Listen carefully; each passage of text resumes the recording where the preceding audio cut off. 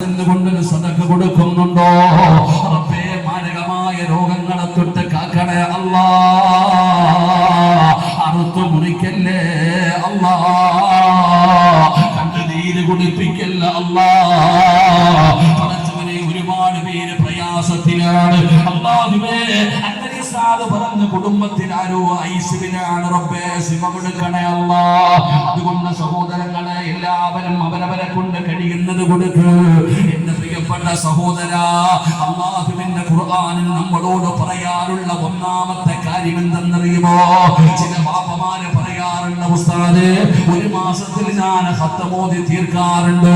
ചില ഉമ്മമാര് പറയുന്നത് ആഴ്ചയിൽ ഖത്തം തീർക്കുന്ന ഉമ്മമാരുണ്ട്. ഉമ്മമാരേ, അല്ലാഹുവിന്റെ ഖുർആൻ പറയുന്ന ഒന്നാമത്തെ കാര്യം എന്തെന്നറിയുമോ? ഓതുന്നത് ഖുർആനാണെന്നുള്ള ബോധം വേണേ. ഇത് എന്റെയും നിങ്ങൾക്കും കളിക്കാനുള്ള ഗ്രന്ഥമല്ല ഖുർആൻ.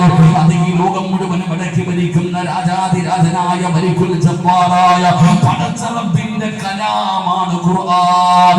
അതിനെ നീ ബഹുമാനിക്കണേ, അതിനെ നീ ആദരിക്കണേ. അതുകൊണ്ടാണ് ഒന്നുമില്ലാതെ തൊടാൻ പാടില്ല. ഇവരുടെ നേരെ ഇരുന്ന് വേണം പാരായണം ചെയ്യാൻ. ഖുർആൻ ഓതിക്കൊണ്ടിരിക്കുന്നതിന്റെ ഇടയിൽ സംസാരിക്കാൻ പാടില്ല. 40 ദിവസത്തെ അമൽ നഷ്ടപ്പെട്ടു പോകും ഖുർആൻ ഓതുമ്പോ സംസാരിച്ചാൽ. ഖുർആൻ ഓതുന്ന സമയത്ത് ചിരിക്കുന്നവരുണ്ടല്ലോ മോനെ, ഖബറിനകത്ത് നിന്ന് എഴുന്നേറ്റ് വരുന്ന അവസ്ഥ നാണം കെട്ടവനെ പോലെ കടന്നു വരുമെന്നാ. അതുകൊണ്ട് എന്റെ പ്രിയപ്പെട്ടവരോട് പറയുകയാണ്, അല്ലാഹുവിന്റെ പരിശുദ്ധമായ ഖുർആൻ ഇങ്ങനെ പാരായണം ചെയ്താ പോരാ, അത് അല്ലാഹുവിന്റെ കലാമാണെന്നുള്ള ബോധം വേണേ. അല്ലാഹുവിന്റെ ഖുർആനിന്റെ ആയത്തുകൾ കേട്ടിട്ട് എന്തേ ഓതിയിട്ട് എനിക്കും നിങ്ങൾക്കും മാറ്റം വരാത്തത്? പരിശുദ്ധമായ ഖുർആനിനെ കുറിച്ച് അറിയാനിട്ടാണ്. ഒരിക്കലും നന്നാകില്ലെന്ന് പറഞ്ഞ്, ഒരു കാലത്തും നന്നാകില്ലെന്ന് പറഞ്ഞ് എഴുതിട്ടല്ലേ എത്രയോ പേര് വയത് കേട്ടിട്ടല്ല നന്നായത്. ഖുർആൻ കേട്ട് നന്നായവരുണ്ടോ? ഖുർആൻ കേട്ട് നന്നായവരുണ്ടോ? ഒരിക്കലും നന്നാകില്ലെന്ന് പറഞ്ഞ് എഴുതിട്ടല്ലിയവര് നന്നായത് വയത് കേട്ടിട്ടല്ല.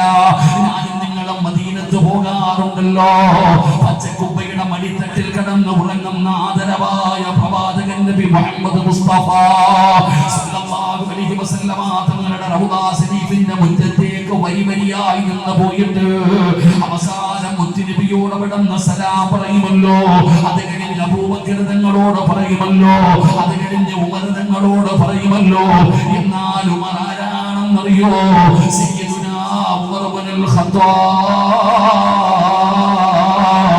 ഉമർ ആരായിരുന്നെന്നറിയുമോ?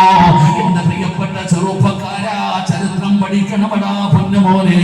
ഒരിക്കൽ ഉമർ ഇബ്നുൽ ഖത്താബിന്റെ അയൽവാസിയോട്, ഉമറിന്റെ വീടിന്റെ പരിസരത്ത് താമസിക്കുന്ന ഒരാളോട് ഒരാള് ചെന്നിട്ട് പറഞ്ഞു, ഖത്താബിന്റെ മകൻ ഉമർ മുസ്ലിമായി, ഖത്താബിന്റെ മകൻ ഉമർ മുസ്ലിമായി. അയൽവാസിയുടെ മറുപടി എന്തെന്നറിയോ? അയൽവാസിയുടെ മറുപടി എന്തെന്നറിയോ?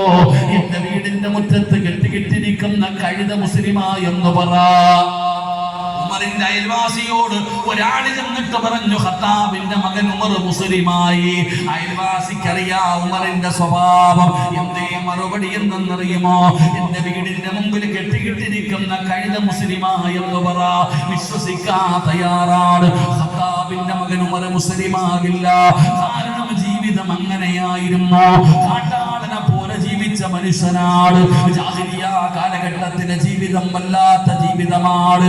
അവസാനം ഒരിക്കൽ അല്ലാഹുവിന്റെ കഅബയുടെ മുമ്പിൽ നിന്നുകൊണ്ട് ശബ്ദമെടുക്കുന്ന മുഹമ്മദിന്റെ തലയെടുത്തിട്ടേ വരൂ. പുതിയ മതവുമായി കടന്നു വന്ന മുഹമ്മദിന്റെ തലയെടുക്കാതെ ഇനി ഉമർ തിരിച്ചു വരൂല.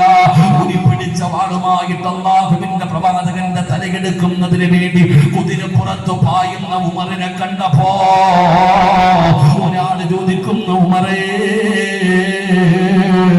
എവിടേക്കാണ് പായുന്നത്?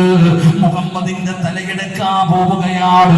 നമ്മുടെ മതങ്ങളെയെല്ലാം കുറ്റം പറഞ്ഞ് അതാ പുതിയ മതവുമായി കടന്നു വന്ന ഉമറിന്റെ തല അതാ മുഹമ്മദിന്റെ തലയെടുക്കാൻ പോവുകയാണ്. ഉമറിന് അതാ ഉമർ മുഹമ്മദിനെ നന്നാക്കാൻ പോവുകയാണ്. ഉമറിനോട് പറഞ്ഞു, ഉമറേ, മുഹമ്മദിനെ നന്നാക്കുന്നതിന് മുമ്പ് സ്വന്തം വീട് നന്നാക്കടാ. നിന്റെ കൂടപ്പിറപ്പ് ഫാത്തിമ ഫാത്തിമ മുസ്ലിമായി